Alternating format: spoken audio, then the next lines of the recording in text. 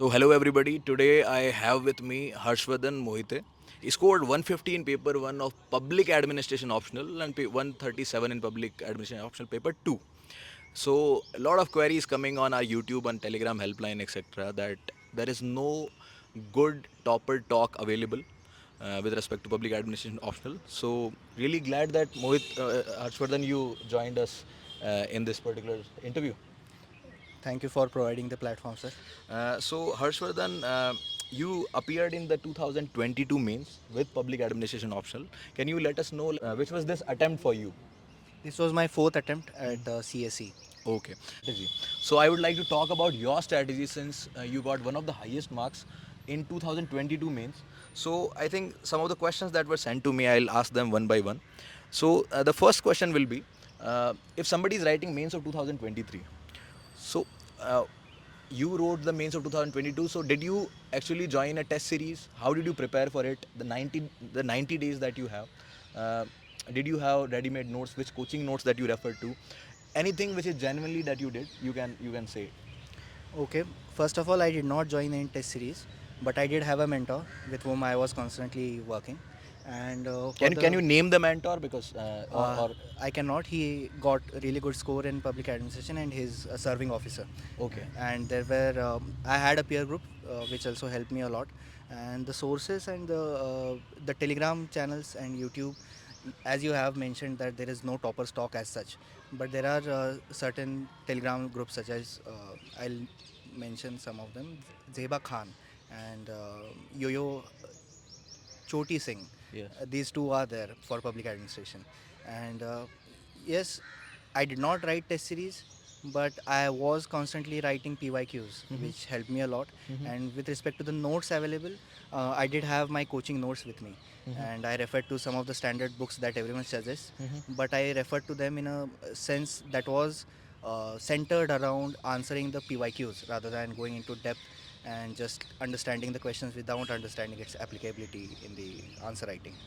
So just a basic question I would ask because that people must be knowing already the source list that is used, reference books, etc. But what exact reference books that you used for making notes, etc.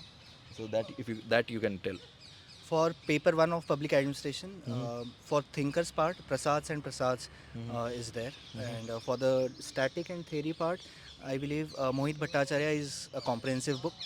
And if someone is unable to understand the language at first, because it is very technical subject Mm-hmm. in a sense, one can refer to McGraw Hill's Lakshmikant's public administration. That is also a good source. Not very popular, but it is easier to understand. And for paper two, uh, sources such as Aurora and Goyal, and Avasti are kind of popular. I particularly refer to the Goyal book Mm-hmm. for Indian administration. It was also helpful. And along with all of this, the Yojana magazine of government, Mm-hmm. the ARC reports that are there, and Niti Aayog reports that are published at particular intervals, those are kind of important in order to understand the application of public administration in Indian administration. Harshvardhan, one question related to what you said has been asked by one of the students. Uh, so the question is, do we need to read the entire ARC report or reports or only a summary would suffice? So what did you do which worked for you? What I used to do was I used to start with PYQs, Mm-hmm. and then I used to go to my static source, Mm-hmm. and then I used to go to ARCs in order to have some recommendations that I can give or quote The in the original particular ARCs or the summaries of? the summaries, Yes. because the ARCs are huge in Mm-hmm. Any quantity. any And summary that you can mention, there which is is good? Vajram summary is there, Mm-hmm. Visions summary is there, and I think Unique Publications summary is also there. I refer to Unique's summary Mm-hmm. of ARCs. Mm-hmm. For me particularly, it was not required to read the whole ARCs. I would Mm-hmm. not recommend it because the application is like a spice in a dish. You have to use it very wisely and at very specific spaces. A couple of more questions related to the part that you talked about. Is there any topper note available which can be actually used in any of the papers or for any of the topics? Did you use any of the toppers notes? Notes are being prepared after filtering what you think, what we understand, and what we can use. Mm-hmm. So, in particular, there are some notes available Mm-hmm. for the Telegram channels that I have mentioned before, Mm-hmm. but I do not find them useful for my particular context because it was difficult for me to understand in which particular area they wanted to use it. So, I relied on my own notes and I did use their model in order to implement it in answer writing. Regarding Yojana magazine, Harshvardhan, uh, so how did you use the Yojana magazine? How much time that you used to devote, or did you use the summaries that are available in the market, or did you use the entire? Did you read the every Yojana magazine that comes up in every month? Particularly for public administration, it is a subject that is developed in Western world, and its applicability in the context of Indian ecology, that is the governance model that we use. It is difficult for an individual to understand how it is being applied in Indian context, and for this Yojana is a building bridge that we have to use in order to understand how governance models such as human governance, network governance, or e-governance particularly are being utilized for day-to-day administration of Indian states and India. Uh, Apart from Yojana and ARC reports, any other source which can include current affairs, or any government source, or any website that you follow? Nothing as such particularly. Niti Aayog reports I used to refer to, and newspapers were something that I used to refer. I used to read consistently in order to have an administrative view upon issues that are related to governance part. So the books that you're mentioning, Harshvardhan, uh, out of those books, how did you make notes? Did you go topic wise and made notes on every topic? So there is one question which says, how do you extract the useful information from the books that you're the big reference books that you're supposed to use? Again, there are two guiding lights for public administration. One is the syllabus that is being mentioned, and the other is the previous year questions that are being asked in the examination. If we have an understanding of in what up to what depth the UPSC is going for asking a question, and up to what horizon they are expanding the knowledge base while asking the question, we can use it to filter out content from particular sources, because the sources are very vast, and reading selectively but understanding it in diverse or multidimensional manner is required, and for this PYQ and syllabus is something that I used. So then PYQs you're talking about. How did you use the PYQ? Just to understand what kind of questions are being can be asked, or did you also write the PYQs, write answers to those PYQs, or get them evaluated for from somebody? Initially, I read the PYQs. I read some of the books such as KBC's Nano is there, and Chronicles publications PYQ answers are there. Those I used to read in order to understand how the demand is being met. After that, when I understood the subject up to a level where I felt comfortable writing the subject, I chose to write PYQs, and I got them evaluated by discussing with the mentor I had mentioned with him, and with the peer group that I had. So I did choose to write PYQs at a later stage of preparation, particularly in the 90 days that were there between prelims and mains. Uh, Also, one question that should have been asked in the beginning: did you join a foundation course, foundation course where the entire syllabus is taught to you? Are there any good test series available? Any genuine response would do. If you did join anything, then you can tell. If you have reviews of the same, then you can tell. It is up to you. So anything on that? Yes, I did join coaching in 2017-18 in Pune. Unique Institute is there in Pune. I had joined the course. It did build a strong foundation for me because I found my mentor out there, and this was set path that I used to follow, and it helped me a lot in a sense. But again, you cannot just rely on coaching. The test series part, as I have not used it, I cannot say have a say on that. But if someone is comfortable writing tests, they can do that. But again, the evaluation that is being done, uh, I cannot say up to what level it is going to be beneficial, because the subjectivity of writing answer, getting it evaluated, and understanding where I should move along with respect to the comments that are being provided to the answers, that is very difficult to understand while doing it alone. Can you expand on that point a bit more? When you're saying that when you write test series, there are some comments and you are not able to. Uh, For example, if a question is being asked in paper 1 about the thinkers part, and in the introduction I have written something, and the comment is you could have mentioned this paper published by this thinker. Now, to understand that it is only in this limited context of the particular question that I have to mention this, or I can use it as a standard model to replicate into other questions as well, where I have to use the same introduction each and everywhere. That is something that we are unable to understand on our own at times. So that is what I meant when I said that it is difficult to comprehend comments at times or implement them in each and every question that we write. Also, so for optional, for particularly for optional subjects, this is being done in most of the humanities papers. So did you also have ready-made introductions and conclusions for often repeated themes that are asked in the paper, or did you do anything of that sort? No, I did not do that exercise. I particularly believe that the questions are very specific as well as organic, and those are burning issues. We cannot. I personally thought that could not have an introduction that would fit each and everywhere when uh, the question is being asked from a certain topic, because we have to meet the demand. And because of that, I did not have ready-made model, but I did have some of the notes that I had made. I had some flowcharts and diagrams and keywords particularly that I could use here and there, and I could revolve the answer around the keywords, and this helped me a lot. So you're mentioning about keywords, Harshvardhan. If you can roughly tell us exactly how many pages that you had that you had to memorize before the mains of 2022, and how many times were you able to revise them in those 90 days in particular, I want to ask. The first time I was writing mains, I had around 60 to 70 pages of my notes. But at a later stage, I understood that it would not be possible for me to revise those all.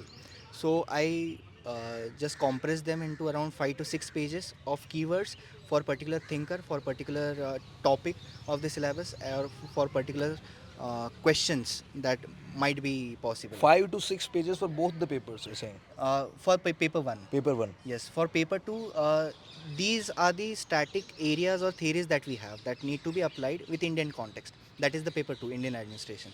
For that, uh, we have studied polity, we have studied governance portion, and these need to be looked from a perspective of a civil servant. That is what we need to understand. And for public administration particularly, the debate has been about facts and values, and we rely on facts while answering questions, but it is the value part that we miss out on. So for that value part, we have to inculcate the habit of understanding syllabus in order to apply it while answering the question. You mentioned about keywords. So, can you just give an idea to anybody who is trying to learn from you? Uh, can you give an example of what kind of keywords needs to be basically summarized, needs to be kept to be used in your mains? Just by an example which can be used in a question. For example, I have some mnemonics that I had come up with. There is smart governance, there is shallow governance. Smart governance is the principle where simple, moral, accountable, responsive, or responsible and transparent governance is required. Now, these are the keywords that we need to understand. Then, the Nolan's principle of governance, good governance, or Nolan's principles of ethical governance. For those, the sincerity, honesty, and integrity, and openness and objectivity of a civil servant is required. These are the keywords that I used to by heart, and I used to use them in parts. Suppose I am writing an answer on comparative public administration. Now here we have to compare different models of administration that are there, and how we can improve or apply it in a real sense. For these, the keywords would be the foundation blocks, and we build the answer around it in order to fulfill the demand. Also, so since we are talking about how to use the keywords in the answers, can you also throw some light on exactly how did you approach a 10 marker, a 20 marker, a 15 marker? So, like, any you can say anything on that. The broader question is how to basically approach answer writing during practice and in the mains paper. Uh, Throughout my preparation, the central theme that I was aiming for was to complete the demand of the question. The answer writing part, there are different models that we can use, but repetitively it has been mentioned that less is more. So if we are able to come up with flowcharts and diagrams, and if we are able to use an effective language, that helps in public administration. But for the answer writing part, there are different models that we can use, and particularly it is the practice of meeting the demand that is required. Sometimes we are being told that you have to fill up the pages, but this was the advice that my mentor had given was, once you complete the demand, once you have ticked all the boxes, you don't have to write anymore. The less is more, that is the principle that he had told, and I did follow that. So, one thing that everybody wants to ask, since you said in the beginning that you actually did not write any full length test series between prelims and mains, and before that as well, I suppose.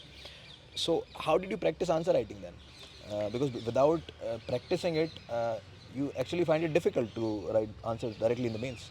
Uh, I had discussed with one of my mentors, the mentor that I had mentioned, the model that I can use, the past, present, future, or what, why, how kind of models I had.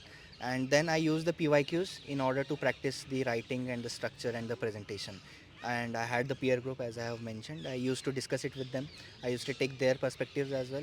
And then in the end, if I was unable to understand whatever I am missing out on, or how I can approach a particular question, I used to go to the mentor.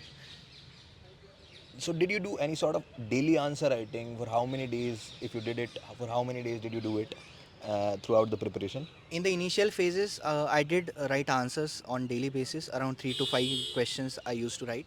But in the later stage, when it was not possible to write full answers, what I used to do is look at PYQs, make some structures, make some very short points or flowchart that I can use or utilize or come up with in order to exercise my brain to think like that and meet the demand and just move along.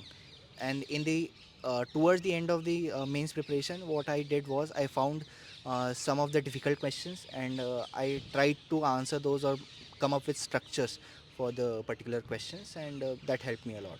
So, one question that is being asked related to what you said is, how how do you make the answers of your GS papers and optional papers different? So, what is the difference that is there?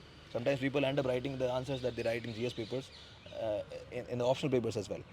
Uh, GS and optional, the UPSC notification itself mentions that general studies is one should understand the subject up to 12th standard, or a basic understanding should be there. But for the optional subject, the at least graduation level or post graduation level of understanding is required. And the same thing applies while writing the answers, where in GS we have to cover multiple dimensions from multiple kind of perspectives. In optional paper you have to cover the static and dynamic part of the answer, and this is where the difference lies. The structure as well, the overall macroscopic structure is same, but when we go into the depth, as I have mentioned, flowcharts, keywords, and diagrams are something that help us improve the marks as well as cover the paper throughout. I think I would suppose that you would share some of the flowcharts and diagrams and notes that you have shared that you made on the Telegram channel. That we run the link will be in the description of Telegram channel of Harshwardhan. Well, he'll be mentoring on the CSE Topple platform. The next question, Harshwardhan, is one person asked how to balance theoretical and application aspect in the answers of public administration. Again, I would like to force on the point that the answer writing needs to revolve around completing demand of the question, and we have to balance out if there are two or three parts of the question. If the first question is demanding some static part, we have to write static part. If two parts of the question are demanding static part, we have to write two parts of the static part. But because public administration is a dynamic and evolving subject, the application part cannot be missed out on. So for balancing out the static and dynamic part, what we can do is, when we give a static portion, we can give an example where we can show that we have understood the application of the same. And wherever, if the practicality will be linked to the static part, there we can use example as a central theme and revolve the theory around it. That was very enriching. I would say, Harshwardhan. One question that is asked from somebody who's beginning to prepare for public administration is how much time should be devoted for preparing their optional. Uh, what is the minimum time that you need to devote for this particular optional, and at the same time, is there any coaching notes which you can refer to apart from the reference books? Yes, now the preparation level is something that will differentiate the time that is needed.